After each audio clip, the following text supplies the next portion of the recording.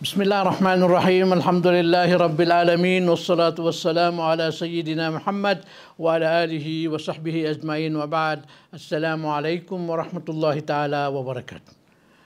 At lahat ng papuri at pagdakila at pasasalamat ay ukol lamang sa Allah, ang Panginoon ng sanlibutan.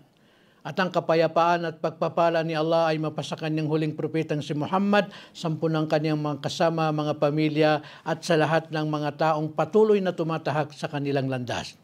Mga kapatid ko, ang paksa po na ating pong tatalakayin natin ngayon ay ang sipag o kasipagan ng propetang Muhammad sallallahu alaihi wasallam.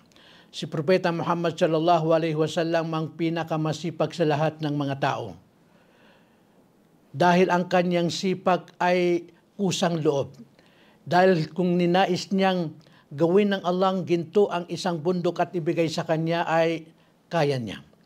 Binuksan ng Allah subhanahu wa ta'ala sa kanya ang mundo kung ano man ang nais niya.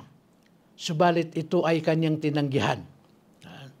Siya ay nagsumikap at naghanap buhay. At kung siya man ay may makita, siya ay magbigay ng tulong pangkawanggawa. Simple lang ang kanyang mga pagkain at inumin. Simple lang ang kanyang tahanan.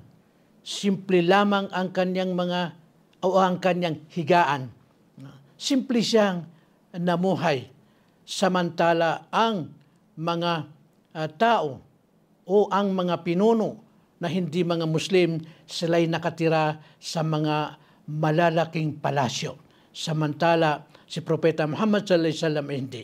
Minsan, siya ay walang makakain. Minsan siya ay nagfa-fasting dahil lamang sa walang pagkain ng sunnah. Ganyan po kasimple ang buhay ng ating propetang si Muhammad sallallahu alaihi wasallam. So hanggang dito na lamang po at abangan ang susunod na ating paksa inshallah. Wassalamu alaikum warahmatullahi ta'ala wabarakatuh.